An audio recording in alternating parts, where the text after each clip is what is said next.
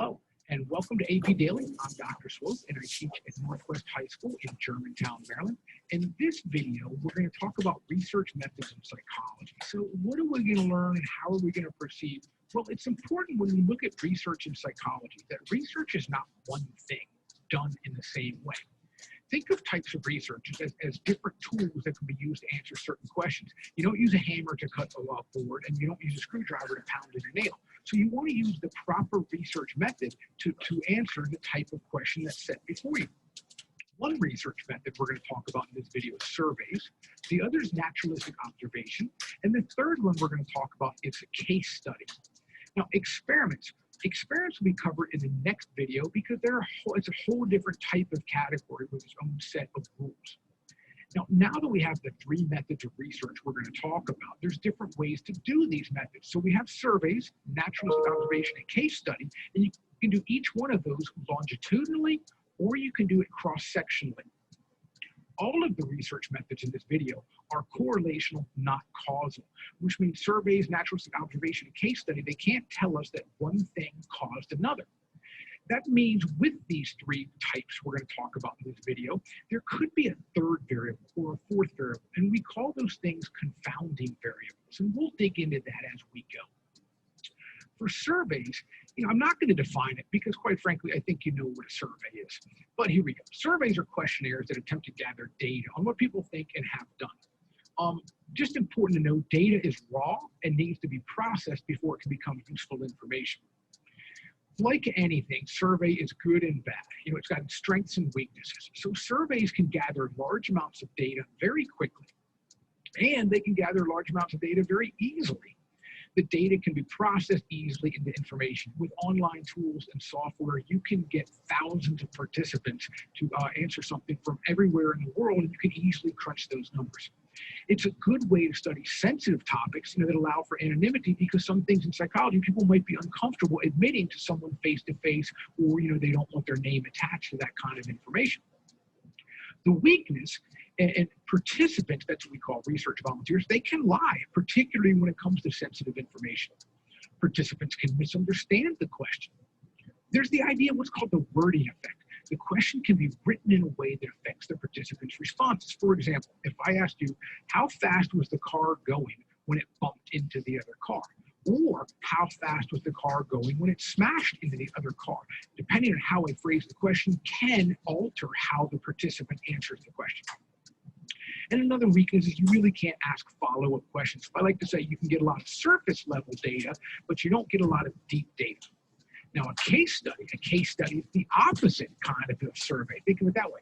Surveys gather lots of surface data, but case studies gather lots of deep data, but about a very specific individual or group.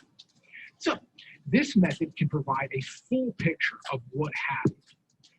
Chronological idea of when did events happen. You can really kind of go deep.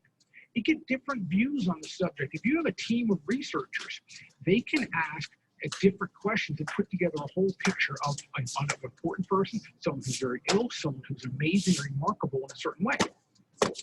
The weakness is this is time-consuming to gather detailed data from a person's life. If it takes time, it takes money. We don't have detailed case studies on all 7 billion people in the world because we just don't have the ability to gather that much data. This often occurs after the fact. So if there's a tragedy, if there's something remarkable, we might go find and gather all the data about that person or group, but only after the fact because you can't predict a case study. And again, you can't assume causality. Just because you're looking at a person's history and their health and everything that's ever been done to them or done for them or done by them, it doesn't mean one thing caused another. The other idea is it might not be generalizable. If you're doing a case study on someone who's done something remarkable, if it's tragic, if it's in a beneficial way, that person's unique, and that might not apply to all of us. And that's what generalizable means. Naturalistic observation is the third type of research. The reality is people do not live in a lab, and if they did, they would know they were being observed and might not act naturally. So researchers need to kind of go to people. They need to go to the classroom or do a home observation and observe them as they really are. So the strength of this is that naturalistic observation allows for this thing called authentic data. People and animals can't react to the observer's presence if they don't know they're being watched. And this possibly allows for real treatment, because if I always kind of joke, if there's a little boy and he has attention issues and you bring him to the pediatrician, he might be on his best behavior in the pediatrician's office, but in the classroom he behaves rather differently because he knows he's being observed in the pediatrician's office. The weakness is you have this ethics issue, and ethics will be covered in another unit, another video, but the ethics of informed consent. If someone's going to volunteer, they have to give you permission to observe them, to watch them. But if they know they're being watched, well, then maybe they're not acting normally or authentically.